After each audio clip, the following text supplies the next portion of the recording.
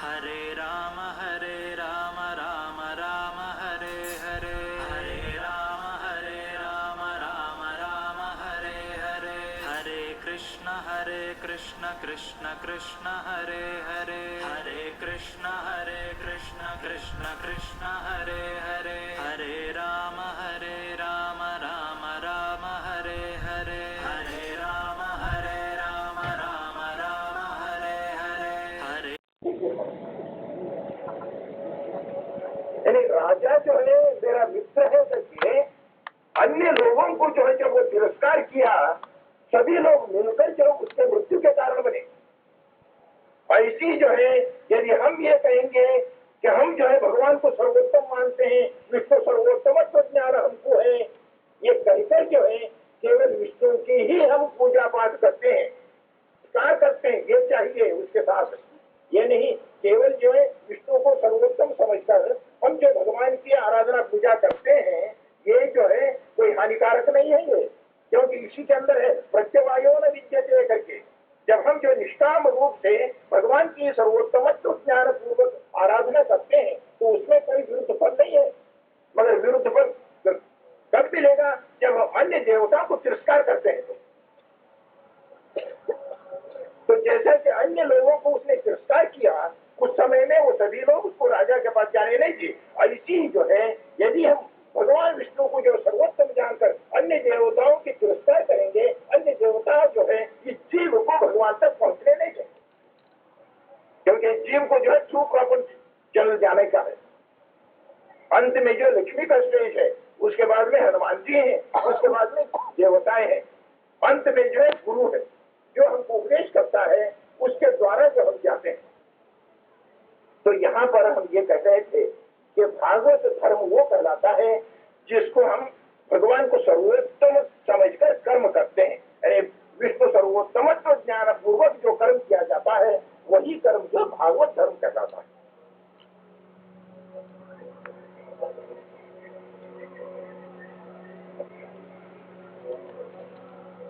जो कर्म करते हैं उस समय में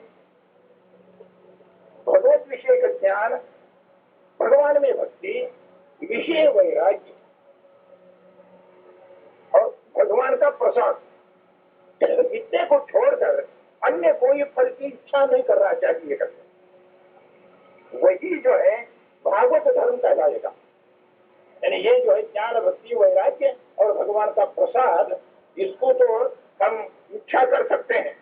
ज्ञान की इच्छा तो वो अथा तो ब्रह्म जिज्ञासा, उसमें विधान किया गया है कि कर्तव्य, यानी ज्ञान को प्राप्त करना जो है हमारा कर्तव्य है, वो विधान है। इसलिए ये सताम नहीं होगा कहते भगवत विषय का तत्व ज्ञान हमें चाहिए, भगवान में भक्ति चाहिए, हमें विषय वैराग्य चाहिए। ये शास्त्र जो इसका विधान करता है, शास्त्र में ज्ञान भक्ति वैराग्य का कहीं भी निंदा नहीं है।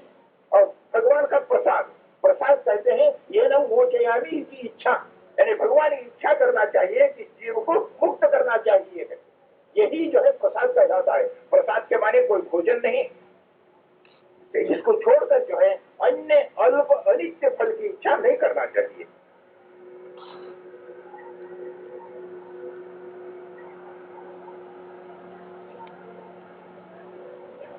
जो भागवत धर्माचरण करता है उसको जो है महात्माओं की सेवा करना चाहिए, अपने से जो छोटे हैं उनके दुख का दूर करना चाहिए, दुख परिहार करना चाहिए। अन्न जल और औषधि का दान जो है पात्र अपात्र के विचार किए बिना करना चाहिए। अन्न जल और औषधि, कोई जो है आया कि मैं भूखा हो तो उसको अन्नदान कर दीजिए। वहां पर ये नहीं देखते हैं कि ये कौन है, कैसा है, क्या है। कोई प्यासा आया है तो जल पिलाइए, कोई रोगी है उसको औषधि का दान दे दीजिए।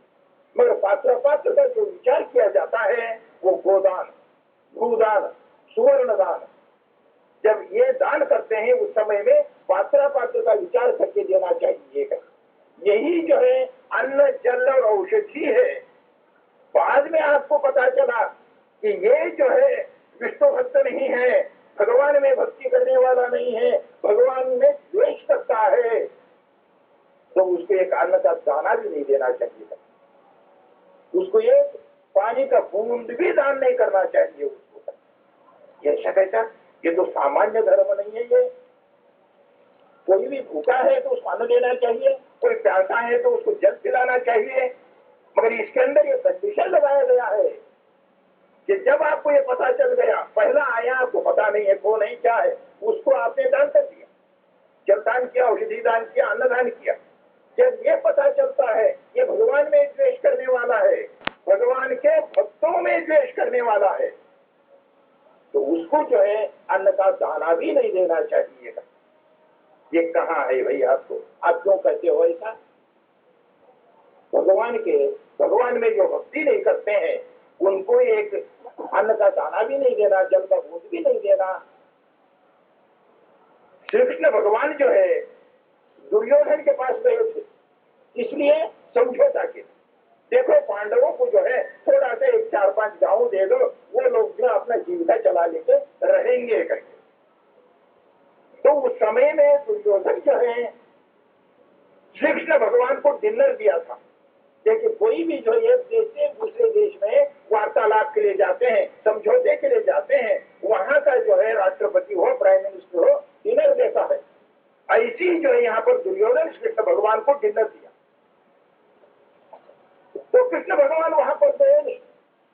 वो दुर्योधन तो जो है कई देशों से जो मिठाई, फल, फूल इत्यादि वो मंगा कर रखा था, जैसा आप लोग करते हो। तब दुर्योधन जो है श्री कृष्ण भगवान से पूछा कि मैं जो है इतना बड़ा डिनर किया था, सब लोग आए, महाराज आप नहीं आए, क्या बात है?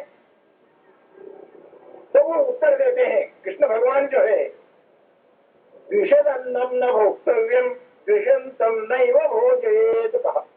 द्विषदन्नम न भोक्तव्यम, जो द्वेष करने वाला है उसका अन्न नहीं पाना चाहिए। द्विषंतम नैव भोजयेत कहा, जो द्वेष करने वाला है उसको भोजन भी नहीं कराना चाहिए। देखिए यहाँ पर आ गया द्विषंतम नैव भोजयेत का, जो भगवान में द्वेष करने वाला है उसको जो है अन्न का दाना भी नहीं देना चाहिए। तो दुर्योधन कहा कि मैं जो है आप में कहा द्वेष कर रहा हूं, मैं तो द्वेष नहीं करता हूं। पांडवान द्विषते राजन मम प्राणा ही पांडवा। आप जो है पांडवों से द्वेष करते हो, पांडव मेरे प्राण है। यानी पांडव कौन है? भगवान के भक्त हैं। देखिए यहाँ पर जो भगवान से द्वेष करते हैं उनको भी अन्न नहीं देना चाहिए। पांडवान द्विषते राजन मम प्राणा ही पांडवा का, पांडव लोग जो है मेरे प्राण है, तुम पांडव से द्वेष करते हो। इसलिए जो है जो भगवान के भक्त हैं उनमें भी द्वेष करना भगवान से द्वेष है। आज देखिए कोई देश जो है भारत देश से यदि द्वेष कर रहा हो, कोई आर्म्स इत्यादि जो है सप्लाई कर रहा हो, भारत देश यहाँ खड़े होकर जो है पुकारने लगता है, देखिए आपने उनको जो है आर्म्स दे रहे हो, ये अच्छा नहीं कर रहे हैं आप करके। क्यों करके हो? क्योंकि वो हमारे द्वेषी, इसलिए उसको मत दो करता है। ऐसी जो भगवान के द्वेषी को यदि हम सहायता करेंगे तो भगवान हमसे जो है संतुष्ट नहीं रहेंगे, रुष्ट हो जाएंगे। इसलिए जो भूखा आता है पात्र का विचार किए बिना ही जो है उसको अन्न जल औषधि का दान करते हैं। ये जो है भागवत धर्माचरण है। यदि हमको ये पता चल गया कि ये भगवान का या भगवत भक्तों का द्वेषी है तो उसको जो है अन्न का दाना भी नहीं देना चाहिए। ये भी भागवत धर्माचरण है कहते हैं।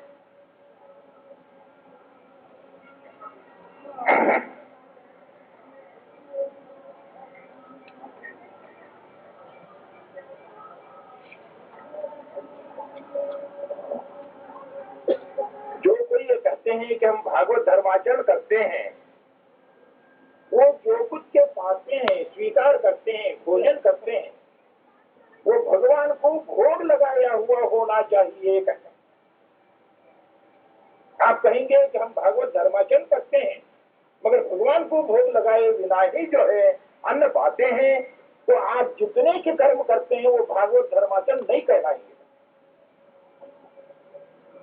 यदि हम लोग जो है भगवान को भोग लगाए बिना ही पाएंगे, वो दूध ही क्यों न हो, फल ही क्यों न हो, सात्विक आहार ही क्यों न हो, वो तामस परिणाम करेगा। आयु आरोग्य सत्व ये जो है वृद्धि नहीं करेगा। वो जब भगवान को जो है हम भोग लगाकर जो पाते हैं वही जो है आयु वृद्धि के लिए कारण बनेगा, वही हमारे स्वास्थ्य के वृद्धि के लिए कारण बनेगा। यदि हम जो है भगवान को भोग लगाए बिना पाते हैं वो अन्न तामस होगा। जब अन्न तामस हो जाएगा तो अन्न से ही तो मन जो है बलिष्ठ होता है। हम जो अन्न पाते हैं पेट में जाने के बाद में वो अन्न का 3 भाग होंगे। एक स्थूल भाग है, एक मध्यम भाग है, एक सूक्ष्म भाग है। अन्न पाने के बाद में स्थूल भाग क्या है, वो शौच विष्ठा बनकर चला जाता। इसको उपनिषद में बड़े विस्तार से समझाए हैं। इसको मध्यम भाग रहा, मध्यम भाग जो है रक्त मांस बनता है। सूक्ष्म भाग है देखिए, वो जो है मन को जाता है।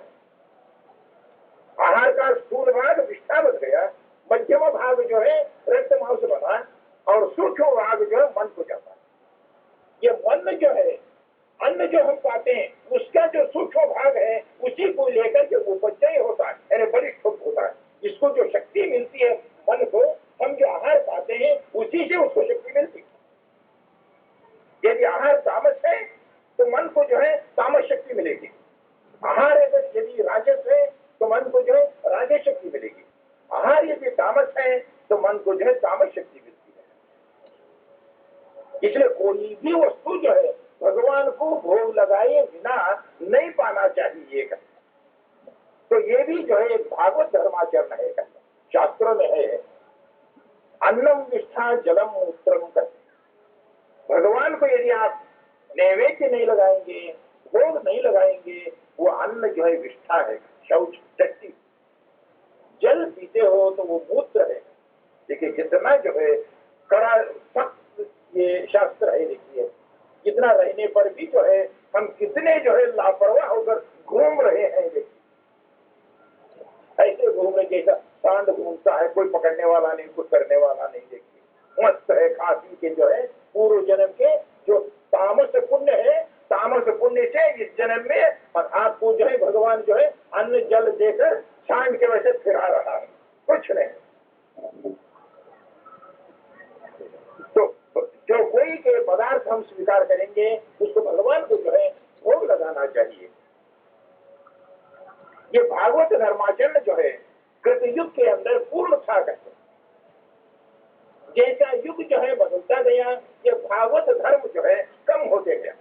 कम होते होते जो है कलयुग में जो बहुत कम हो गया।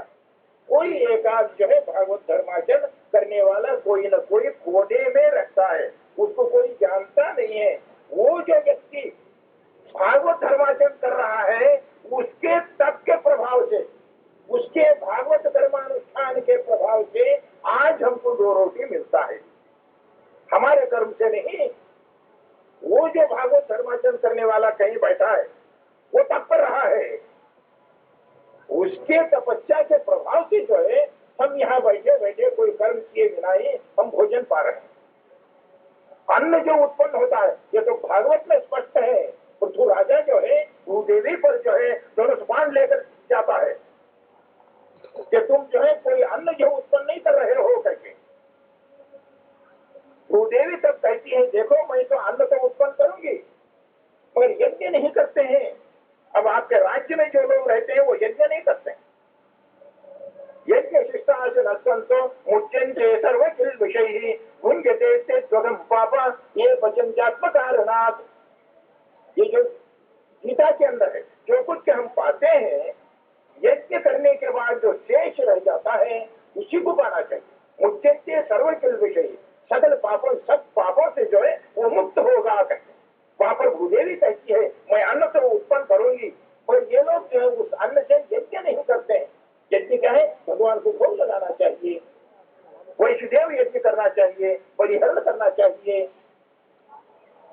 गोग्रास देना चाहिए, साधु संत को जो है भिक्षा देना चाहिए, ब्रह्मचारी को भिक्षा देना चाहिए, ये सभी जो है यज्ञ कहलाते हैं, ये नहीं करते। इसीलिए मैं जो है अन्न नहीं उत्पन्न करती हूँ कहते हैं। जो भागवत धर्माचरण करने वाला है उसी के लिए यहाँ पर अन्न उत्पन्न होता है। तो आप कहेंगे कि अन्न तो बहुत उत्पन्न होता है, इसलिए उत्पन्न होता है आप लोगों को चोर साबित करने का है। जब तक कि हम नित्य का कर्मानुष्ठान नहीं करते हैं तो अन्न पाने का हमको अधिकार नहीं है। जब तक आप ऑफिस में काम नहीं करेंगे तो क्या वेतन लेने का अधिकार है आपको?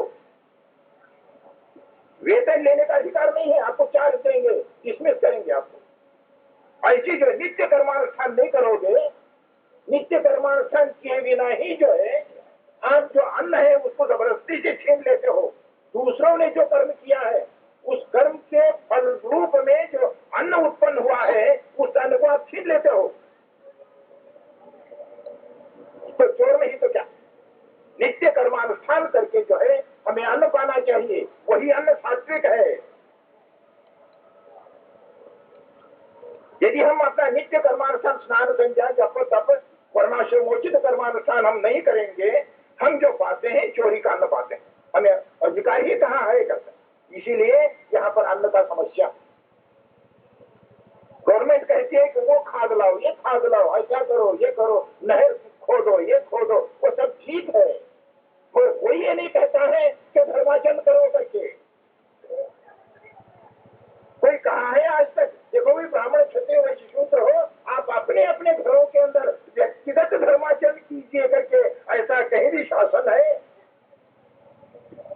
देखिए, भारत देश का दुर्भाग्य है, भारत देश में ही जो है वर्णाश्रमोचित का कर्मानुष्ठान है, उसी देश का राज्य जो है उसका शासन में नहीं लाता है।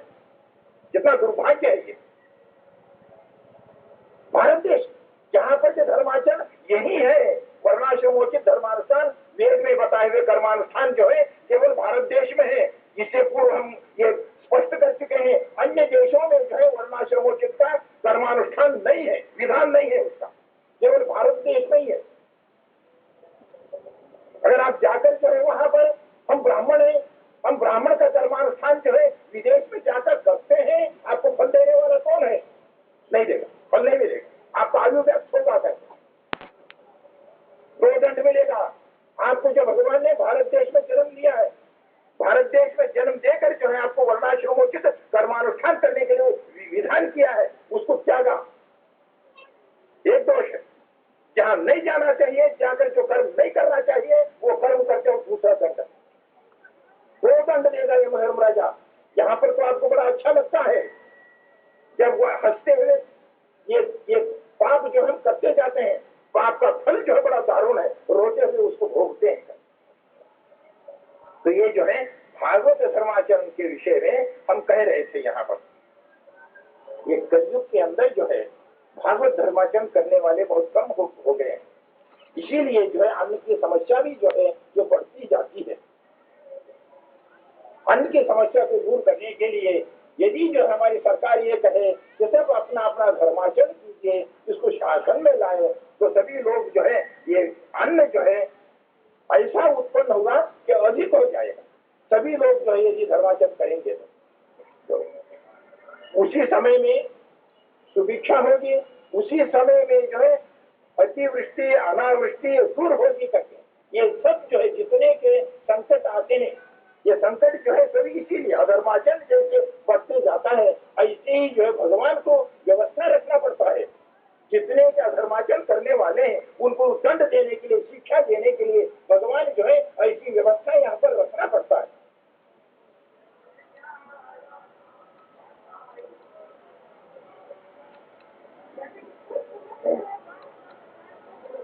ये इस श्लोक के विषय में है, फिर हम जो है कल कहेंगे। कल जो है मध्य नवमी है, मध्वाचार्य जी का हम उत्सव मनाते हैं। कल जो है ये जगत गुरु मध्वाचार्य जी जो अपना सिद्धांत रखे हैं, उस सिद्धांत के विषय में हम आपके सामने रखेंगे। यानी वो जो सिद्धांत जिस प्रकार से के रखे हैं उसको जो है हम आपके सामने रखते हैं। मध्वाचार्य जी जो है अपने से पूर्व अपने से पहले जितने सिद्धांत थे सबका उन्होंने खंडन किया है। सबका खंडन करके जो है वो अपने सिद्धांत रखें।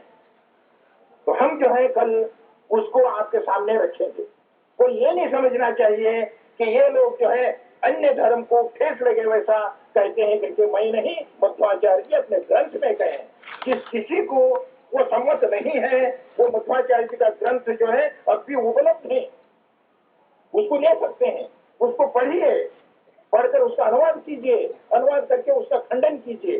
वो ग्रंथ होकर 750 साल हो गए, अभी तक उन ग्रंथों का किसी ने खंडन नहीं किया है। कहते हैं कि वो लोहे का चना है, मध्वाचार्य जी का सिद्धांत लोहे का चना है, जो लोहे का चना चबा सकता है चबा लो कहते हैं। यानी अब तक जो सिद्धांत का खंडन नहीं हुआ है, 750 साल हो गए। पहले जो है उनके ग्रंथों का समझना कठिन है, इतना तर्कबद्ध है।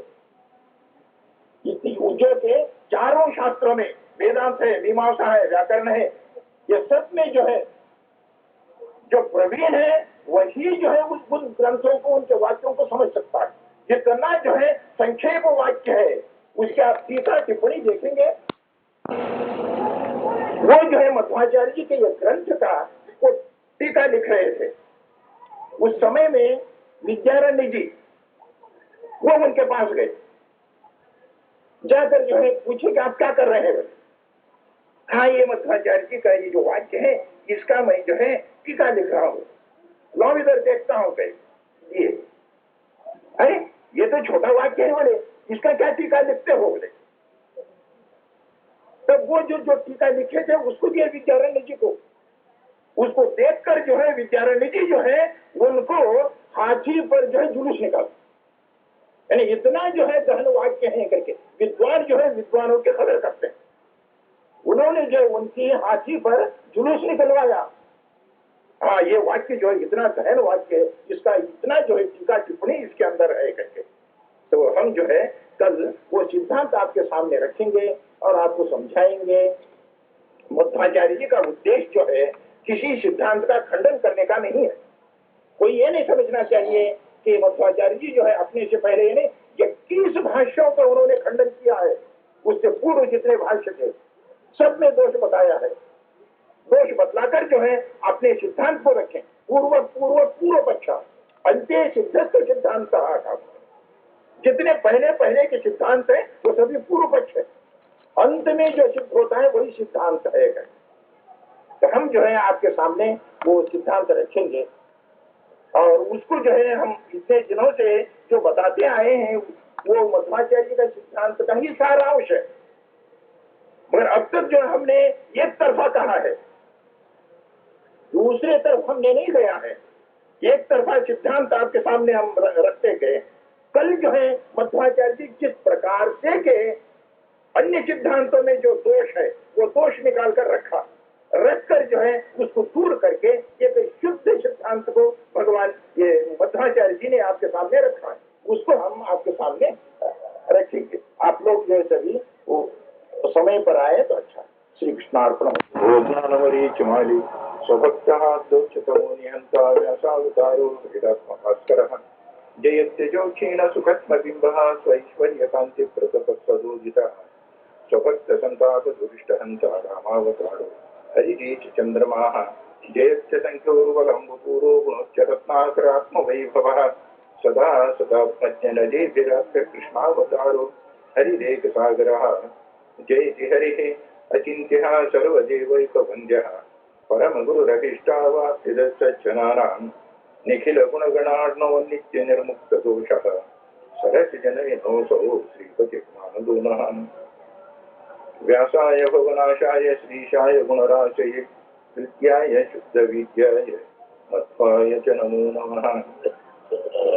भगवति यदनुभावादिडमुखोऽपि वाग्मि जडमचिरपि जन्तुर्जायते प्राज्ञमौलिः सकलवचनचेतो देवता भारती सा मम वचश्निधत्तां सन्निधिं मानसे च।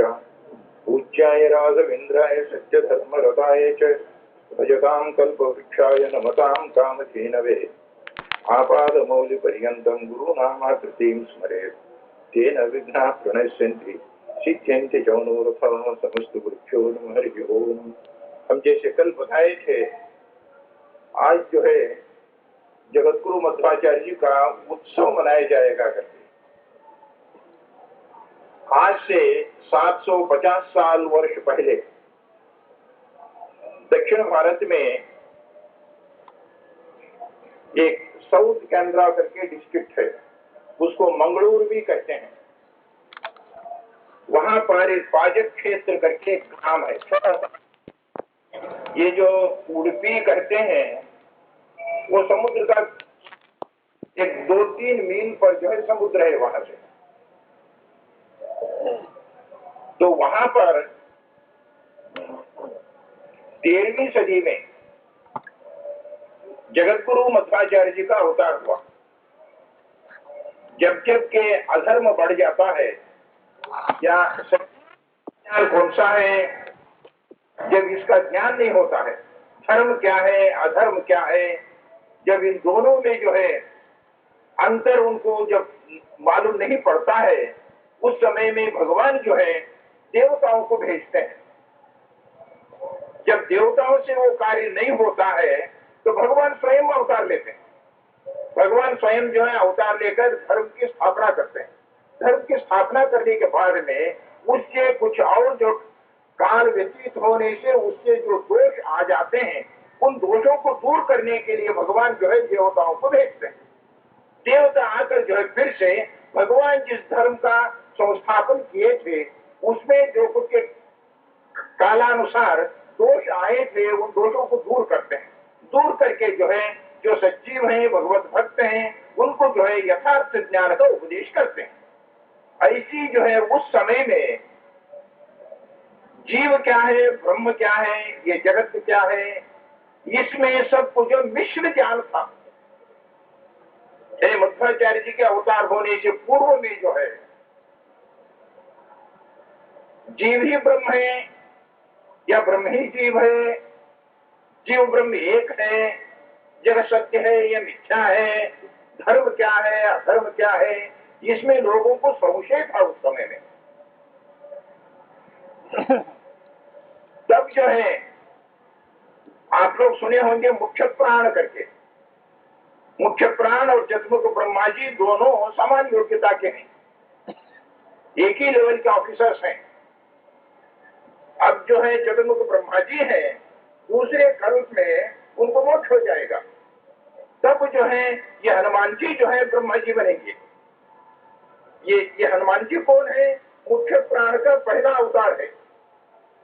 मुख्य प्राण का पहला अवतार जो हनुमान जी है, यानी मुख्य प्राण जो है हनुमान रूप से भगवान राम की सेवा करते हैं। जब भगवान जो है कृष्ण का अवतार करते हैं तब वही जो है हनुमान जी भीमसेन बनते हैं। भीमसेन बनकर जो है कृष्ण की सेवा करते हैं। द्वापर युग के अंत में भगवान जो है जब वेदव्यास जी का अवतार लेते हैं, उस समय में जो है वही भीमसेन, यानी जो हनुमान जी भीमसेन बने थे, वही भीमसेन जो है मध्वाचार्य के रूप से अवतार लेते हैं। मध्वाचार्य के रूप से अवतार लेकर वेदव्यास जी का सेवा करते हैं। यानी पहले रूप में, यानी हनुमान के रूप में भगवान राम की सेवा करते हैं, भीमसेन के रूप में भगवान श्री कृष्ण की सेवा करते हैं, और मध्वाचार्य जी के रूप में जो है वेदव्यास जी की सेवा करते हैं। हनुमान जी के रूप में और भीमसेन के रूप में ये बल कार्य किए हैं, बल कार्य किए हैं, यानी राक्षसों को मारना। हनुमान जी जो है लंका में रहने वाले सभी जो है राक्षसों को उन्होंने नाश किया, वो बल कार्य किए, यानी बल कार्य करके भगवान राम की सेवा किए। जब वही राम जो है कृष्णावतार में आते हैं तब वही जो है हनुमान जी भीमसेन बनते हैं। भीमसेन बनकर कौरव लोगों में जितने के दैत्य लोग राक्षस तामस जीव थे उनका संहार करते हैं। ये भी बलकारी है। जब भगवान जो है वेदव्यास जी का अवतार लेते हैं तो वेदव्यास जी जो है ज्ञान कार्य के लिए अवतार लिए हैं, ज्ञान का प्रचार करेंगे, यानी पुराण लिखेंगे, वेद का विभाग करेंगे। तब जो है यही जो भीमसेन थे। भीमसेन जो है वेद व्यास जी की सेवा करने के लिए मध्वाचार्य के रूप से अवतार लिए। अवतार लेकर जो है ये मध्वाचार्य जी जो है इस तीसरे अवतार में ज्ञान कार्य करते हैं, ज्ञान का प्रचार करते हैं। उस समय में जो है जब वो अवतार लिए उस समय में ज्ञान जो है मिश्र हो चुका था।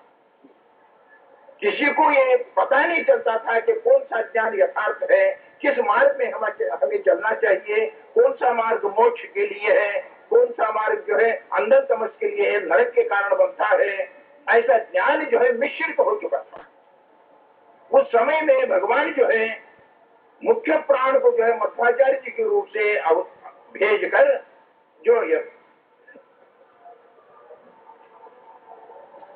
जो सजीव हैं, जो सात्विक जीव हैं, उनको उपदेश करने के लिए उनको भेजते हैं। ये मध्वाचार्य जब जन्म लेते हैं, ये तो पूर्व में जो हनुमान जी थे, उसके बाद में भीमसेन थे। हनुमान जी के समय में ये जो है सारे शास्त्र का अध्ययन कर चुके थे, सभी व्याकरण का जो है अध्ययन कर चुके थे। उनको विस्मृति नहीं है, यानी मुख्य प्राण के अवतारभूत हनुमान जी को जो है कोई विस्मृति नहीं है। हमको जैसा कि आज सुबह में हम जो भोजन करते हैं सायंकाल में भूल जाते हैं, इतनी हमारी जो है स्मरण शक्ति है, मगर हनुमान जी का नहीं है। कहते जब वो मध्वाचार्य जी का अवतार लिए, उनके पिताजी जो है अक्षराभ्यास कराने लगे या उनको पढ़ाने लगे, तो वो दूसरे दिन जो है फिर उसी पाठ को पढ़ाते थे उनके पिताजी। तो कहे कि नहीं नहीं नहीं, मुझे एक दिन पढ़ाएं बस से। एक दिन जो है उनके पिताजी भागवत पढ़ा रहे थे, यानी एक मंदिर में भागवत कथा कर रहे थे। वहां पर ये मध्वाचार्य जी जो है 7 साल का बालक था। अब जैसे कि ये बालक है, देखिए छोटा सा बालक है, सब जो श्लोक स्पष्ट उच्चारण करते हैं। ये क्यों? पूर्वजन्म का संस्कार होता भी है। जब वो भागवत कर रहे थे उनके पिताजी, तो वो जो है मध्वाचार्य जी कहे ये पाठ गलत है बोले। तो वो जो पंडित जी जो भागवत कह रहे थे उनको बड़ा आश्चर्य हो गया, ये तो छोटा बालक है, अब तक भागवत पढ़ा नहीं, कहीं पढ़ा नहीं, कुछ भी नहीं है, और कहता है कि ये जो है ये पाठ गलत है, ये श्लोक जो इस प्रकार से होना चाहिए कहता है। तब वो पंडित जी जो है उसको एकांत पे बुला लेकर पूछते हैं कि भाई आपको कैसा पता चला? तो उन्होंने जो है पिछला अगला सारा श्लोक जो धड़ धड़ धड़ जो कंठ सुनाने लगा। तो पूर्व जन्म का जो है उनको स्मरण था, थोड़ा सा जो है जो पूर्व जन्म में साधन किए रहते हैं उनके लिए इस जन्म में बढ़ाना निमित्त मात्र है। कहते निमित्त मात्र है, उनको जो जल्दी जल्दी से समझ में आ जाएगा, अर्थ जितना भी जटिल क्यों न हो उनको जल्दी से समझ में आता, थोड़ा सा समझा देते ही जो है वो बुद्धि जो उसको ग्रहण कर लेती। तो ऐसी जो है वो उनका जो है अध्ययन हुआ। अध्ययन होने के बाद में उनका उपनयन संस्कार हुआ। उपनयन संस्कार होने के बाद में वो संन्यास लिए। संन्यास लेकर जो है वो तत्व ज्ञान का प्रचार करने लगे। पूर्व में जितने के सिद्धांत थे सबका उन्होंने खंडन करते गया, उसके अंदर जो है दोष बताते गए। यानी ये कहते हैं पूर्व पक्ष कहते हैं, उनसे पहले पहले पहले जितने के मत मतांतर हैं उसको पूर्व पक्ष कहते हैं। पूर्व पक्ष जो है वो खंडनार्ह होता है, वो खंडन के योग्य होता है। वो अंते सिद्धस्तु सिद्धांत, अंत में जो सिद्ध कर देते हैं वही सिद्धांत है। तो मध्वाचार्य जी का सिद्धांत जो है अंत का सिद्धांत है। 750 साल पहले उन्होंने भाष्य लिखा है, उसके बाद में उनके भाष्य का खंडन नहीं हुआ।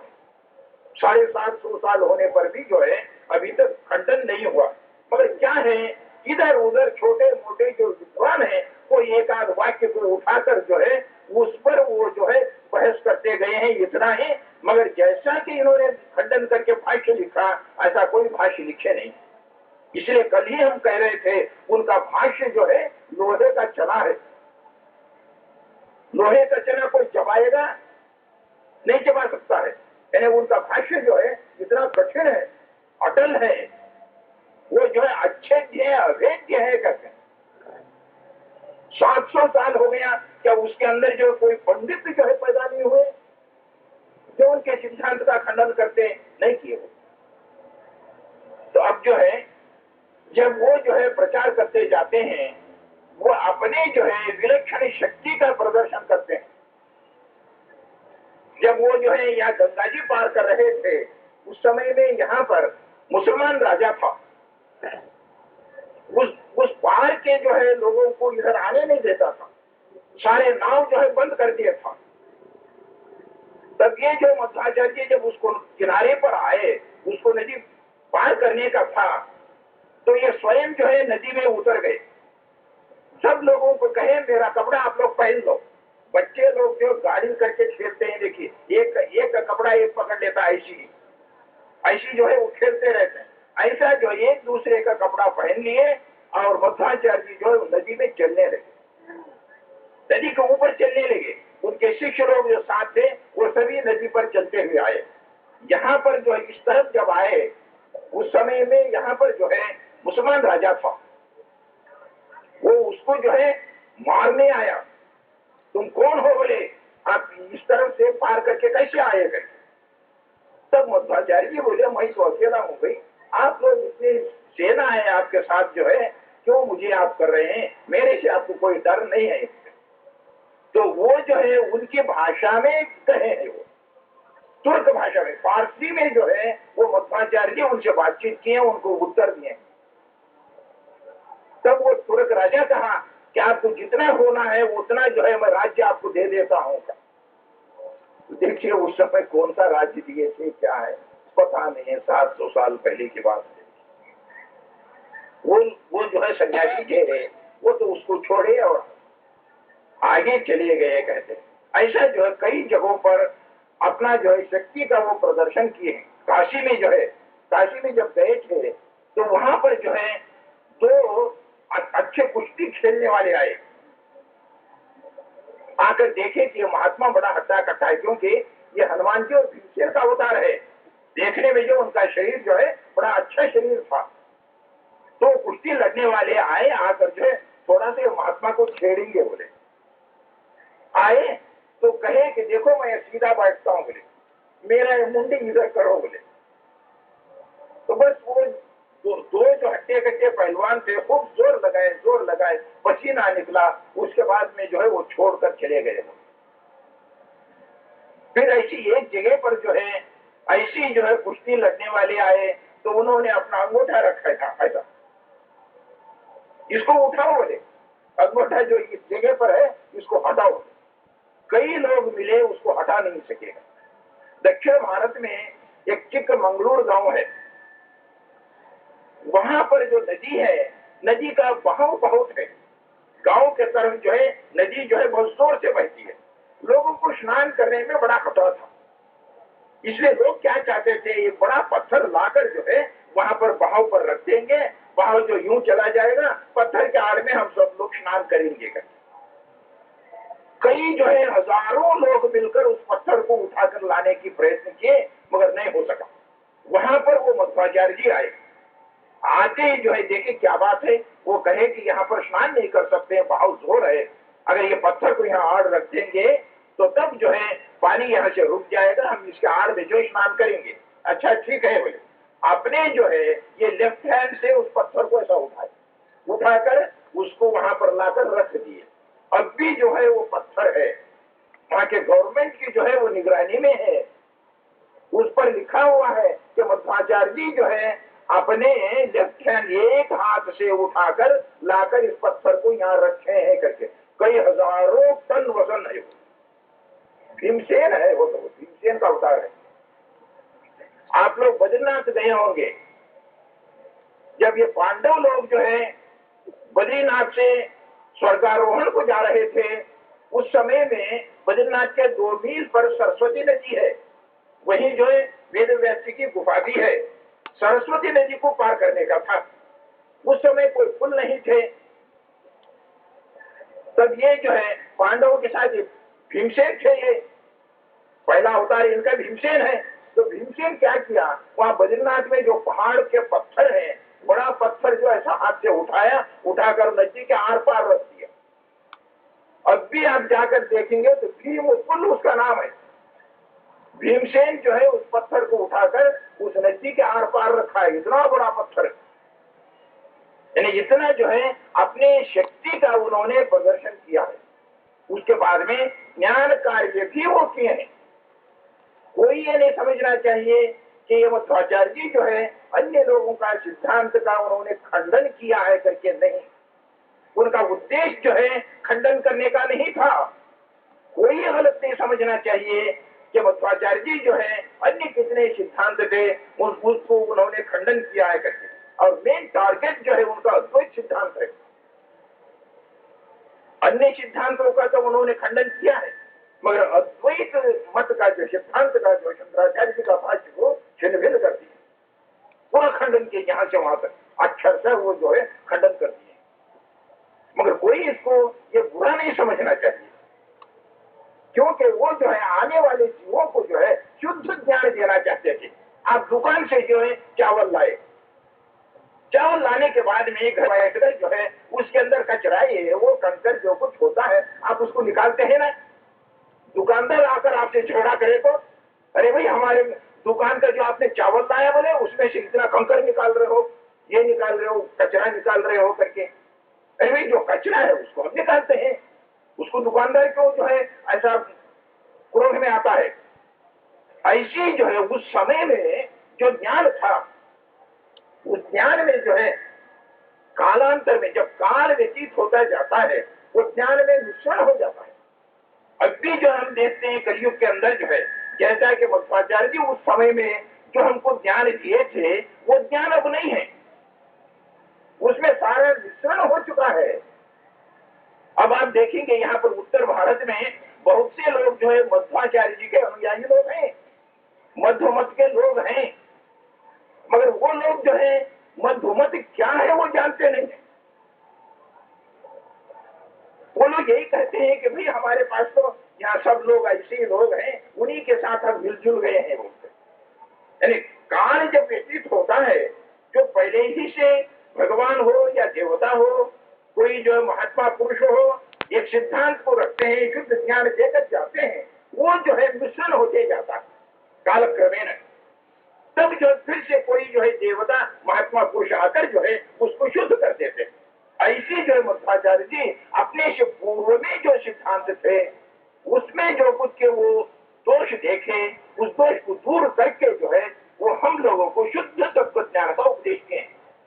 इसी को जो है श्री कृष्ण भगवान जो है गीता में कहते हैं, सर्वधर्मान परित्यज्य मामेकं शरणं व्रज। यानी अर्जुन से कहते हैं कि सर्वधर्मान परित्यज्य मामेकं शरणं व्रज, सारे धर्मों को त्यागो और मेरे शरण में आओ कहते हैं। यानी सारे धर्मों को त्यागने का क्या तात्पर्य है? कि जो कुछ के कर्तव्य कर्म है, कर्तव्य कर्म को त्यागने के लिए भगवान कहे वहां पर नहीं। सर्वधर्मान परित्यज्य यानी सारे अवैष्णव जो कर्म है उसको त्यागो कहा। जो विष्णु प्रीत्यर्थ नहीं करते हैं, जो विष्णु प्रीत्यर्थ नहीं है, उन कर्मों को त्यागो कहा। उसके बाद सर्वधर्मान परित्यज्य का मतलब जो है उन सब जो कोई कर्म करते हो उन कर्मों का फल को त्यागो कहा। यानी जो कर्म करते हो उसको शुद्ध कर रहे हैं। देखिए सर्वधर्मान परित्यज्य में श्री कृष्ण भगवान जो अर्जुन को उपदेश करते हैं, क्या करते हैं, तुम जो युद्ध करते हो युद्ध रूप कर्म जो है परिशुद्ध होना चाहिए। उसके लिए क्या है, पहले जो है जितने अवैष्णव धर्म है, अवैष्णव कर्म है उसको त्यागो बोले। अवैष्णव धर्म का क्या तात्पर्य है, जो विष्णु प्रीत्यर्थ विष्णु पूजा रूप से किया नहीं जाता है, ऐसे कर्मों को नहीं करना चाहिए। भगवान को संतुष्ट करने के लिए ही कर्म करने का है, अन्य देवताओं को संतुष्ट करने के लिए कर्म नहीं करने का है। क्योंकि अन्य देवताओं में भी भगवान ही अंतर्यामी है, अन्य देवता फल देने में स्वतंत्र नहीं है। आपने किसी का भी यहाँ तक कि दुर्गा जी से लेकर, दुर्गा जी जो है साक्षात लक्ष्मी है, लक्ष्मी का ही अवतार है। दुर्गा जी हो, चतुर्मुख ब्रह्मा जी हो, रुद्र हो, शंकर हो,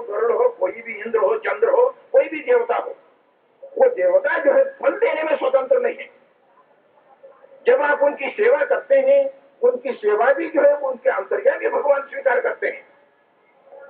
उस कर्म को स्वीकार करने का भी जो उनको स्वतंत्रता नहीं है देवताओं को। अब फल भी जो है, फल देने वाला भी जो है वही भगवान है। आप लोग यहाँ पर सोचेंगे हम जो है किसी देवता की हम आराधना क्यों न करें, फल देने वाला भगवान है, उस कर्म को स्वीकार करने वाले भी भगवान है, तो भगवान को जो मोक्ष देने का अधिकार है, भगवान हमको मोक्ष दे सकते हैं, तो हम जो है किसी देवता का आराधना करेंगे, हमको मोक्ष क्यों नहीं मिलना चाहिए? क्योंकि उनके अंतर्यामी भगवान ही तो फल देते हैं। जब स्वयं भगवान ही फल देते हैं तो भगवान जो मोक्ष दे सकते हैं, तो केवल मोक्ष के लिए भगवान की आराधना करना ये विधान क्यों है? किसी देवता की हम आराधना करेंगे, उसके अंतर्यामी भगवान जो हमको फल देंगे, नहीं, ऐसा नहीं है। भगवान जो है जिस अधिष्ठान में अंतर्यामी होकर फल देते हैं, उस अधिष्ठान की योग्यता अनुसार ही फल देंगे, उस अधिष्ठान की योग्यता से बढ़कर फल नहीं देंगे। अब जैसा कि यहाँ पर देखिए 400 वोल्ट का करंट बह रहा है, यहाँ पर ये जो बल्ब लगा हुआ है, क्या इसके अंदर जो 400 वोल्टेज का प्रकाश है इसके अंदर बल्ब में क्यों नहीं है? फिर जब वोल्टेज उतना ही करंट भी उसके अंदर है, तो इस बल्ब के अंदर भी उतना ही प्रकाश होना चाहिए, नहीं होता। क्यों? बल्ब का पावर है ऐसा। यानी बल्ब जो है वो जैसा कि देवता है, यानी वो एक प्रकार का अधिष्ठान है। वो जिस अधिष्ठान में वो करंट आता है, उसकी जो योग्यता है उसके अनुसार प्रकाश देगा। ऐसी यदि हम लोग जो है कोई गणेश जी की आराधना करते हैं, गणेश जी के अंतर्यामी भगवान है, सही है, फल देने वाला वही भगवान है, पर गणेश जी को जो अधिकार है उतना ही फल भगवान देंगे, वहां पर उससे अधिक नहीं देंगे। तो इसीलिए यहाँ पर सर्वधर्मान परित्यज्य में जो है श्री कृष्ण भगवान जो है सारे वैष्णव कर्मों को त्यागो कहा। विष्णु प्रीत्यर्थ जो कर्म नहीं करते हैं उसको मत करोगा। केवल जो है भगवान को संतुष्ट करने के लिए कोई जो है, हम बार बार विष्णु लेने से कोई घबरा नहीं जाना चाहिए।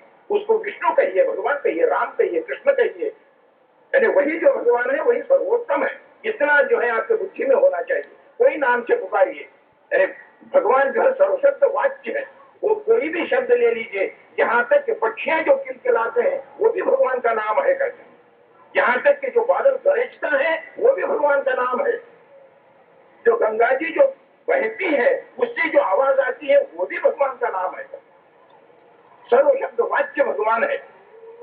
तो यहाँ पर जो है अन्य देवताओं को संतुष्ट करने के लिए कोई कर्म नहीं करना चाहिए। इसमें दृष्टांत देता हूं, देखिए स्त्रियां जो है कितनी चेष्टाएं करती हैं, किसके लिए?